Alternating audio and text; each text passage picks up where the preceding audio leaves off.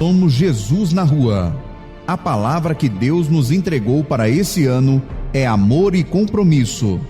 Pai, usa a boca do teu filho para que traga para nós uma palavra de crescimento e de restauração. Com a palavra, Apóstolo Adilson Bonfim.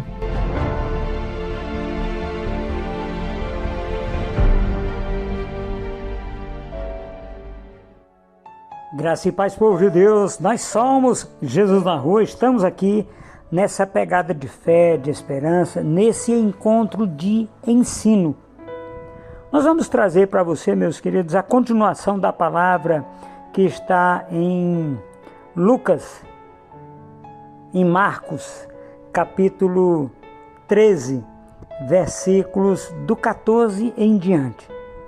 Pai, usa a boca desse teu filho, Senhor, para que traga para nós uma palavra de alegria, uma palavra de ensino no dia que se chama hoje.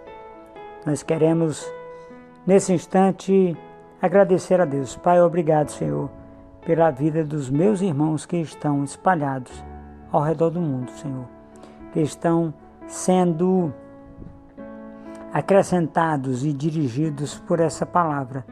Em nome de Jesus, nós te agradecemos, Pai. Meus queridos, eu quero falar um pouquinho aqui do livro Saulo de Tarso versus Paulo de Jerusalém, que está nas plataformas da Eduz e no portal jesusnarrua.com.br. Para que você receba de Deus, adquira esse livro. Ele vai trazer um ensino sobre a vida do apóstolo Paulo que você não encontra em nenhum outro lugar. São oportunidades, pérolas que tem ali naquele livro que você pode usufruir, dando graças ao Pai em nome de Jesus Cristo. Muito bem, meus queridos, nós vamos dar continuidade nesse momento à palavra que está ali em Marcos, capítulo 13, versículos do 14 em diante. Nós estamos trazendo para você uma oportunidade de crescimento e de entendimento na palavra de Deus. Todo mês nós trazemos uma palavra como essa, na última segunda-feira do mês, que é o encontro de ensino. Amém? Glória a Deus, meus queridos. Deus ilumine o seu coração no dia que se chama hoje, para que a gente possa receber diretamente do Pai esta palavra.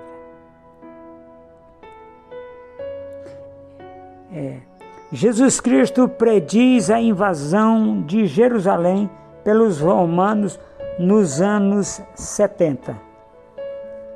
Aqui, os romanos são o cumprimento da profecia do abominável da desolação.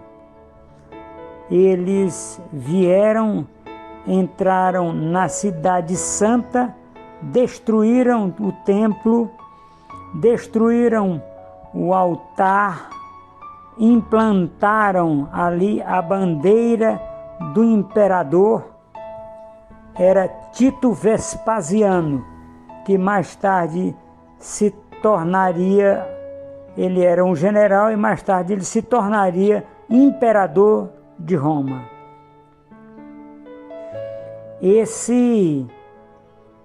Quando vocês virem o abominável da desolação, quando vocês virem os exércitos romanos chegando para provar essa palavra, bote o dedão aí em Marcos 13 e abra em Lucas 21.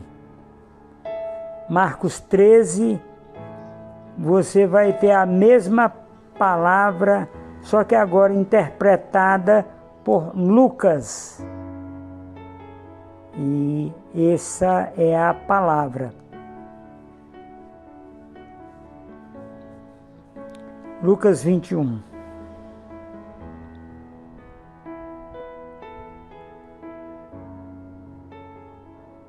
Vamos ver a palavra em Lucas 21. Capítulo 21 de Lucas corresponde ao capítulo 13 de Marcos. E no capítulo 21, do verso 7, perguntaram a Jesus: Mestre, quando será isso? Que sinal haverá quando essas coisas estiverem para acontecer? Jesus respondeu: Tenham cuidado que nem vos engane. Muitos virão em meu nome. Percebe? É a mesma coisa. Apenas o linguajar de Lucas diferente. No versículo 10, nação se levantará contra nação, reino contra reino.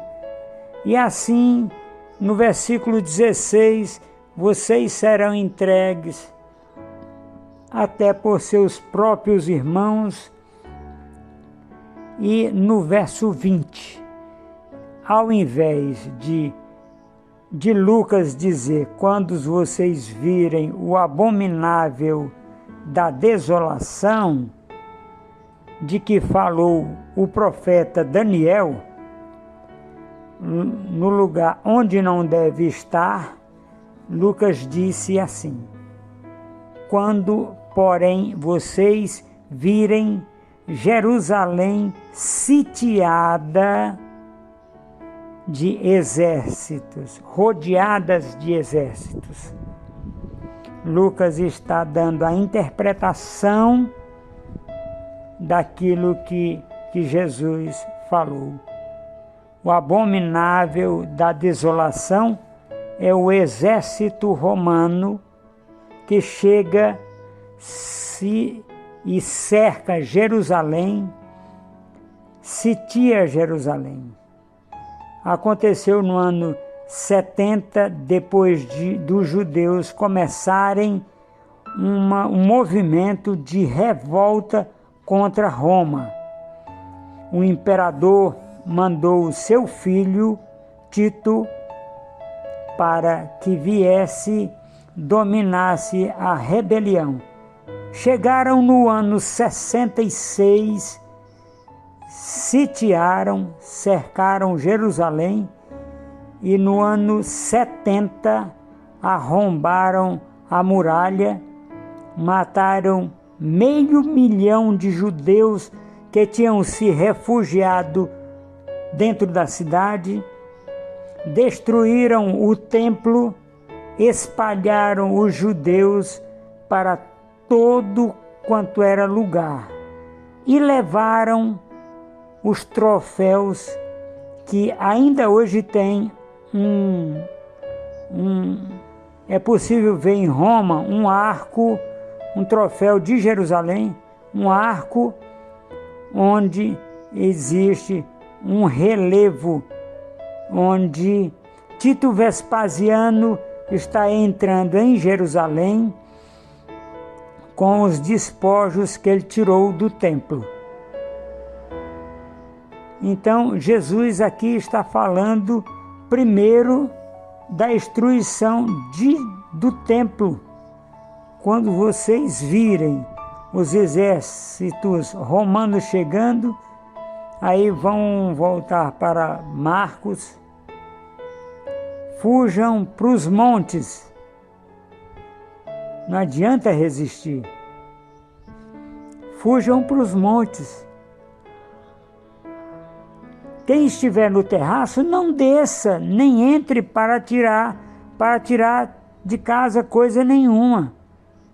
Quem estiver no campo, não volte atrás para buscar sua capa. Ai das que estiverem grávidas, das que amamentarem naqueles dias. Imagine você fugir dos exércitos romanos, grávida, puxando um menino pela mão. ai das que amamentarem. Ore para que isso não aconteça no inferno, quando a fuga é mais difícil, as estradas são mais complicadas, íngremes, tudo é mais difícil. Quando o inverno acontece, porque aqueles dias, está falando da destruição de Jerusalém, em primeiro lugar, serão de tamanha tribulação como nunca houve desde o princípio do mundo criado por Deus até agora, e nunca, jamais haverá. Aí a gente olha e diz, espera aí, não foi bem assim. Teve a destruição de Jerusalém, sim, no ano 500 e pouco, pelos babilônicos, que arrasaram Jerusalém. Então já teve sofrimento. Nós podemos pensar agora no sofrimento durante o Holocausto dos judeus, o quanto eles sofreram. Então dizer que sofrimento é esse que Jesus está se referindo, dizendo que serão dias de tamanha tribulação como nunca houve antes, no princípio do mundo, desde o princípio até agora. Mundo criado por Deus até agora e nunca haverá. É aí que nós vemos que Jesus está falando de duas coisas. Está falando da destruição de Jerusalém e do levantamento do anticristo antes da vinda do Senhor Jesus. Quem explora esse assunto é o apóstolo Paulo. Na segunda carta aos Tessalonicenses, no capítulo 2, quando ele fala do homem da iniquidade, o filho da desolação, o filho que se assenta no trono, querendo parecer Deus. Lá no livro de Apocalipse, ele é representado pelas duas bestas que se levantam, uma sai da terra e a outra sai do mar. Um líder mundial e o falso profeta, juntos, poder que se levanta para esmagar a igreja, que persegue a igreja, diz lá que foi dado poder para que eles vencessem os santos. Está lá em Daniel também. Então, João fala a respeito do anticristo. Ele usa esse nome, o anticristo. João diz, inclusive, que os anticristos já saíram pelo mundo. Quer dizer, aquelas pessoas que, em vez de amar a Deus e servir a Deus, amam e adoram o poder, o domínio humano sobre toda a raça humana. Jesus está falando de dois eventos aqui. E ele continua. Se o Senhor não tivesse abreviado aqueles dias, ninguém seria salvo. Note que ele já mudou, agora ele não está mais falando dos judeus em Jerusalém com Tito Vespasiano, mas ele está falando do seu povo. Se Deus não abreviasse aqueles dias de tribulação, e sofrimento, ninguém seria salvo, porque não ia aguentar permanecer. A dor era muito intensa. A pessoa iria fazer qualquer coisa para parar de sofrer. Por isso, o Deus que prometeu que não deixaria que nós seríamos mais tentados do que podemos suportar, é o Deus que vai diminuir aqueles dias. Eu não acredito que seja literalmente, mas Deus vai fazer com que aqueles dias pareçam mais curtos, para que nós que estivermos passando por isso, a surpresa está aqui, não teve arrebatamento até aqui. Você observou que não tem arrebatamento antes da tribulação? Dessa forma, meus queridos, nós vamos à especulação de que nós entremos direto, meus queridos, nessa que Jesus chamou de grande tribulação,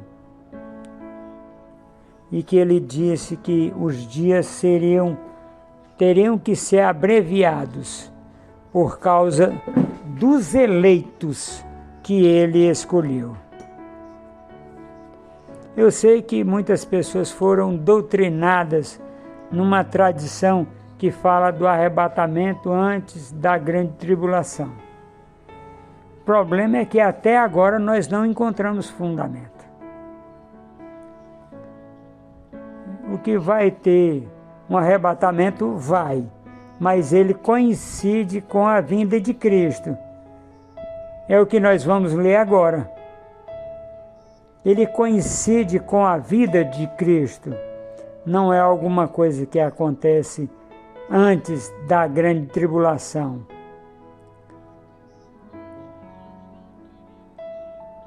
Porque senão Jesus não teria dito ou referido sobre os eleitos que estão passando na tribulação, por causa dos quais o tempo está abreviado.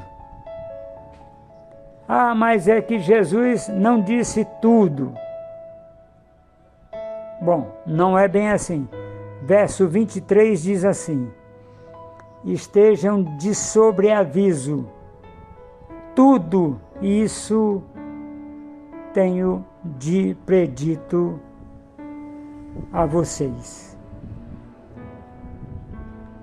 Tudo que nós precisamos saber para nos preparar, o Senhor Jesus já tinha falado. E ele voltou a repetir no verso 21. Se alguém disser, aqui está o Cristo, ali está o Cristo, não acreditem. Não acreditem, porque surgirão falsos cristos e falsos profetas operando sinais e prodígios para enganar, se possível, os próprios eleitos. Então, a operação de sinais e prodígios ela não é necessariamente uma prova da presença de Deus, de Cristo. Ela pode ser uma prova do falso profeta.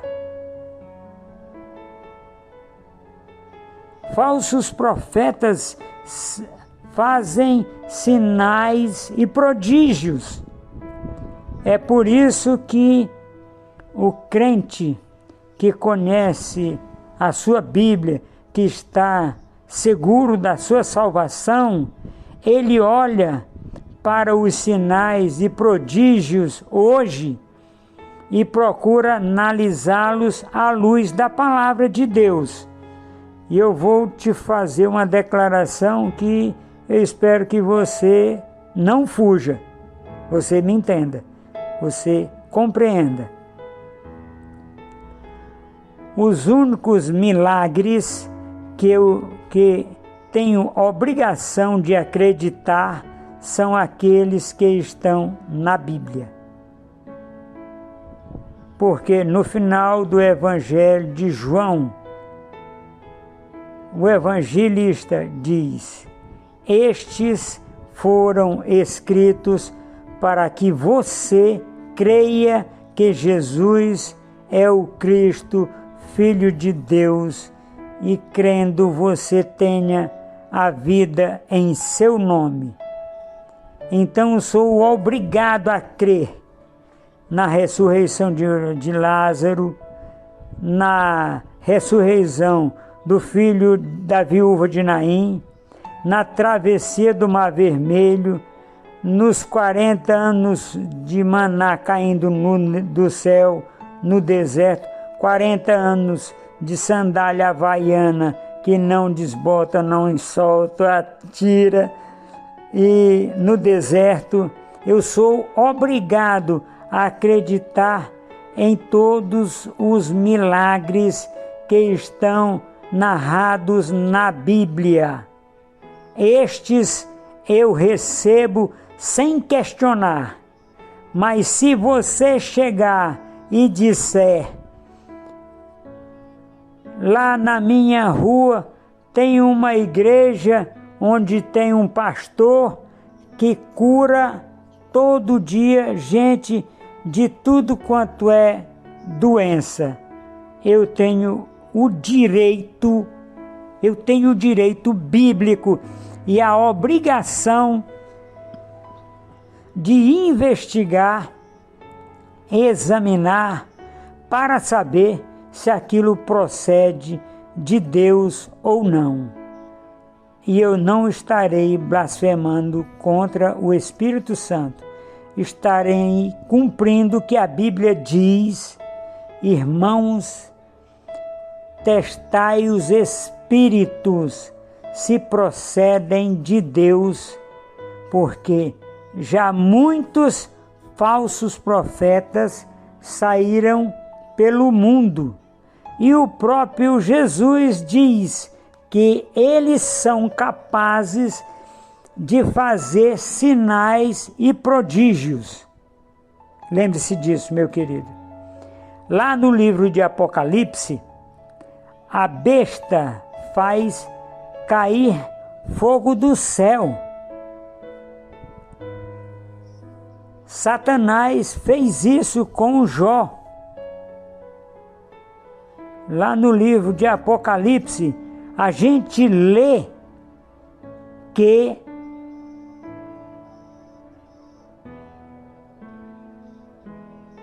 três espíritos imundos, semelhantes a rãs, sapos,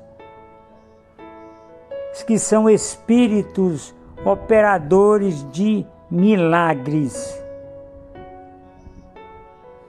Espíritos operadores de milagres. Demônios que operam milagres. Agora imagine você. Então, antes de você ficar impressionado com o milagre extra-bíblico, examine quem fez, por que fez e a veracidade deles, porque você não tem a obrigação de acreditar sem primeiro examinar à luz da palavra de Deus. Não seja ingênuo, porque tem falsos profetas. Gente, se só tivesse o Espírito Santo no mundo, era fácil. Coisas desse tipo não seriam precisas. Mas além do Espírito Santo, tem o espírito imundo, que são os demônios, e tem o espírito humano, que é capaz de engendrar o erro também. de enganar também as pessoas. Por isso, nós precisamos de cautela, precisamos ter cuidado. Sinais e prodígios, na verdade, no sermão de Jesus, são mais sinais da presença dos falsos profetas do que do verdadeiro evangelho. É preciso, estejam de sobreaviso. Tudo isso tenho predito a vocês. Jesus está falando de duas coisas: destruição de Jerusalém, surgimento do anticristo, com sinais prodígios, está escrito lá em 2 Tessalonicenses, lá no livro de Apocalipse também, no livro de Daniel também. Agora vem a terceira parte, seguindo a analogia do momento do nascimento do filho. Princípio das dores, aquelas contrações, guerra, rumores de guerras. É assim que a gente entende o que está acontecendo em Israel, está acontecendo na Ucrânia. Faz parte daquelas contrações da história que Jesus prenunciou que haveriam de acontecer. Agora, o próximo passo que nós estamos esperando é a grande tribulação. Nós não sabemos quando vai acontecer, mas já aconteceu a primeira parte da profecia, que foi a destruição de Jerusalém, mas ela aponta para uma coisa muito pior, muito maior, muito maior. E ora agora o que Jesus diz? A chegada do Filho. Olhando para aquela analogia que eu fiz do verso 24 em diante, naqueles dias, está falando dos dias que Deus abreviou. Após a referida tribulação, o sol escurecerá, a lua não dará sua claridade e as estrelas cairão do firmamento, e os poderes do céu serão abalados. Então verão o Filho do Homem vindo nas nuvens com grande poder e glória. Então ele enviará os anjos e chamará os escolhidos dos quatro ventos da extremidade da terra, até a extremidade do céu. Glória a Deus.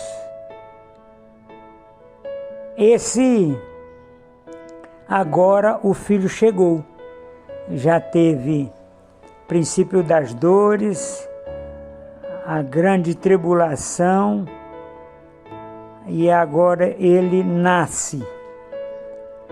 Note que ele faz a conexão, Jesus faz a conexão da vinda dele com a grande tribulação. Por isso que eu disse que a gente não pode pegar essa passagem da grande tribulação e dizer que foi aconteceu somente em Jerusalém. Não podemos. Porque Jesus diz, depois da referida tribulação, a não ser que ele tenha colocado aqui 2000 anos até agora.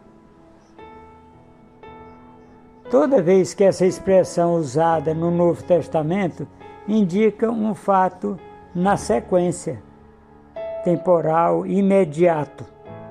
Depois da referida tribulação, quando a grande tribulação terminar, o sol vai escurecer e aí ele dá uma série de sinais apocalípticos que você encontra nos profetas do Antigo Testamento e você encontra também lá no livro de Apocalipse, também, que descrevem fenômenos cósmicos relacionados com a criação. Sol, lua, estrelas, tudo se abalando. E ele diz: o sol vai escurecer, a lua não dará sua claridade e as estrelas cairão do firmamento. Aí a gente olha e diz: esta é uma profecia. Então a Bíblia não é um livro científico.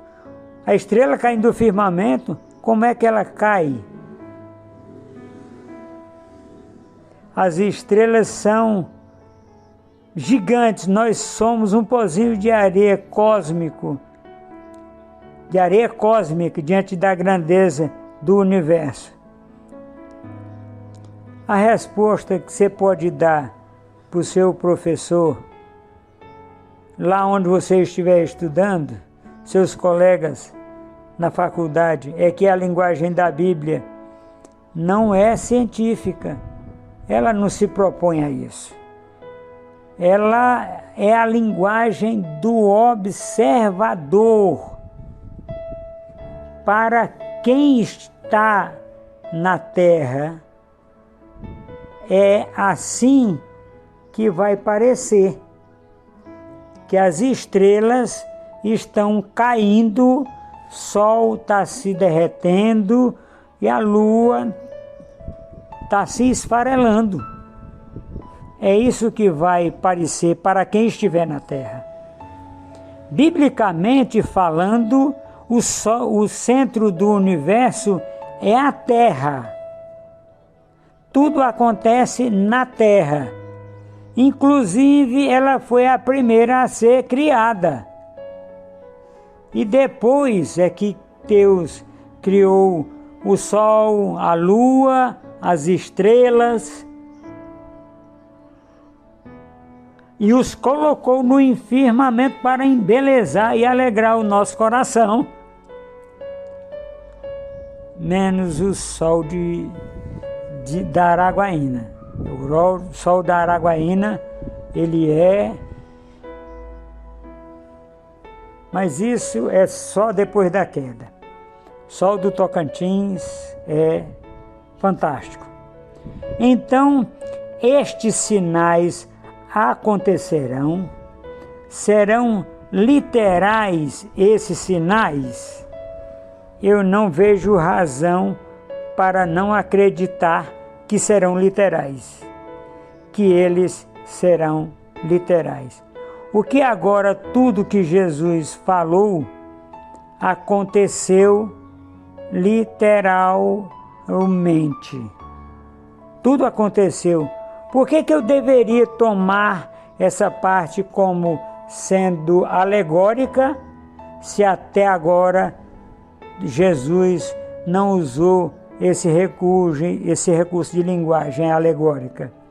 Ele falou linguagem simples e descritiva, em prosa. Está descrevendo o que está acontecendo.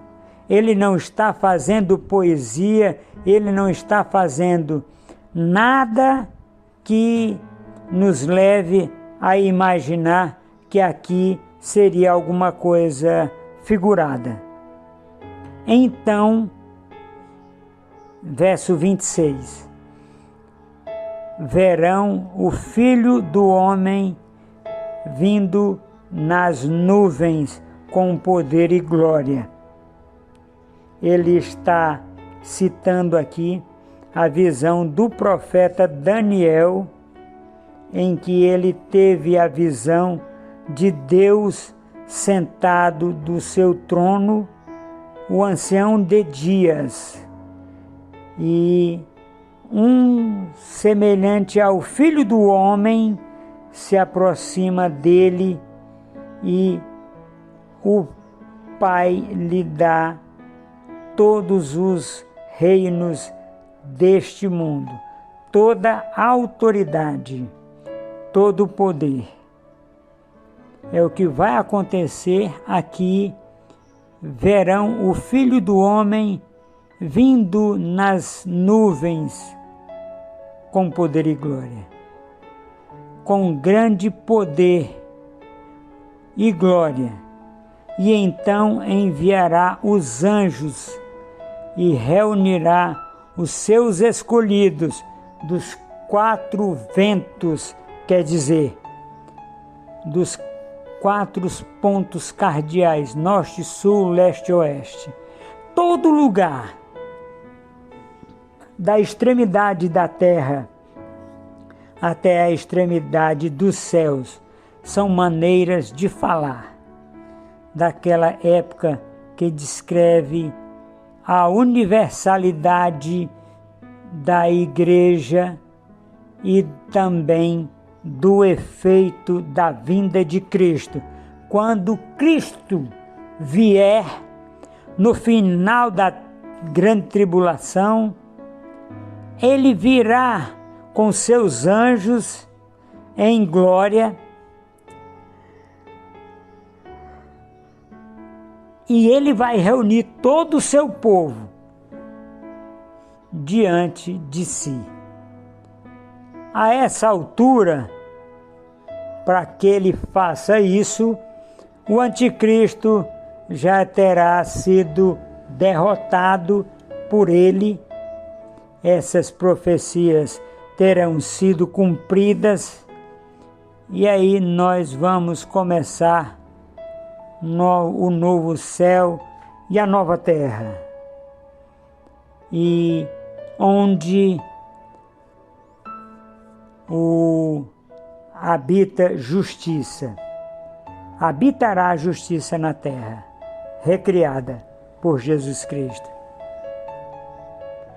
Terminado isso aqui, o Senhor Jesus faz 3 exortações. Primeiro, vigiem. Verso 28 a 31. Aprendam a parábola da figueira.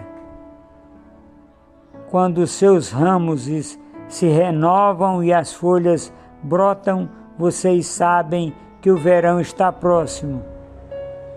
Assim também vocês, quando virem acontecer estas coisas, saibam que está próximo às portas.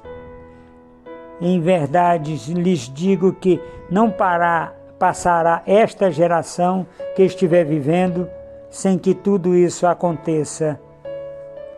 Passará o céu e a terra, porém minhas palavras não passarão. Aqui está o propósito de Jesus ter narrado esse sermão. Ele quer dizer que as minhas palavras, ele disse, minhas palavras vão permanecer, elas vão se cumprir exatamente como eu estou dizendo. A prova disso é que guerras, rumores de guerras, pandemias, pestes, perseguição e prisões, mortes, falsos profetas fazendo sinais e prodígios, a destruição de Jerusalém, tudo isso vai acontecer. E de fato aconteceu. Nós estamos vivendo numa época privilegiada que a gente olha para a história da igreja e vê como estas coisas se cumpriram ao longo da história da igreja. Isso nos dá então segurança E então nós vemos que Jesus diz: quando vocês virem essas coisas, e essas estão acontecendo há 2000 anos, já vocês saibam que está próximo, que é segura a minha vinda. Por isso que cada geração de cristão anterior a nós sempre fez a mesma pergunta: será que é agora durante o tempo da minha vida que ele vai voltar? Calvino fez essa pergunta. Os mártires, o apóstolo Paulo fez essa pergunta. Na carta aos Tessalonicenses, ele disse que quando Cristo vier, nós seremos transformados. Ele tinha esperança que Cristo voltasse já durante a sua vida, a sua época, a sua vida. Cada geração de crente, de cristão, da igreja, olha para essas passagens e produz o mesmo efeito. Será que eu estarei vivo quando ele vier? Quando ele vier em glória. É necessário, meu querido e minha querida irmã. Assim, eu não sei quando ele vem, mas os sinais apontam para a sua vinda. Aqui é só uma questão exegética.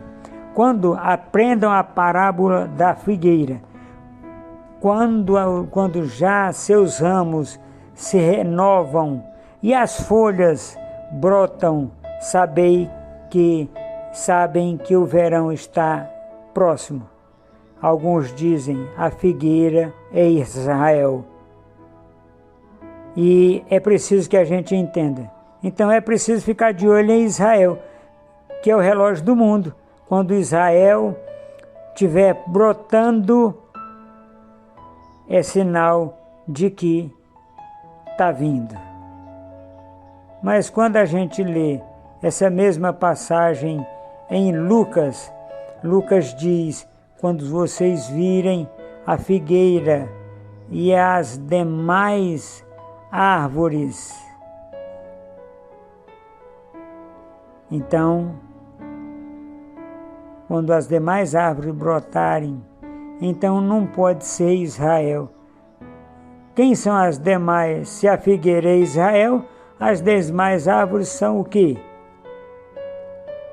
É preciso que a gente entenda. Então, ele não está falando em Israel.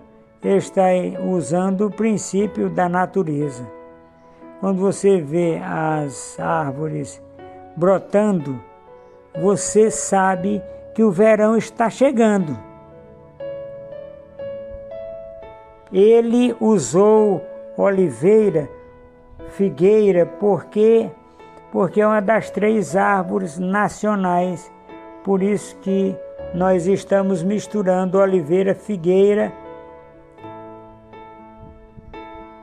É preciso que a gente... E nós precisamos compreender esse momento. Essas árvores nacionais de Israel, elas tinham que ser citadas na Bíblia. Só quer dizer exatamente isso aí que está dizendo. Quando vocês virem essas coisas acontecendo, saibam que está próximo, é seguro. Minhas palavras não vão passar. O céu e a terra, é mais fácil passar a terra e o céu do que passar o que eu estou dizendo.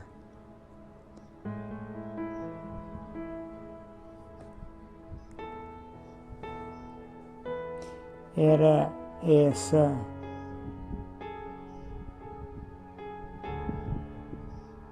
a primeira é para a convicção, a segunda é para a vigilância, que a hora, naquele dia, a hora, ninguém sabe, nem o Filho do Homem, nem os anjos no céu, nem o Filho, senão o Pai.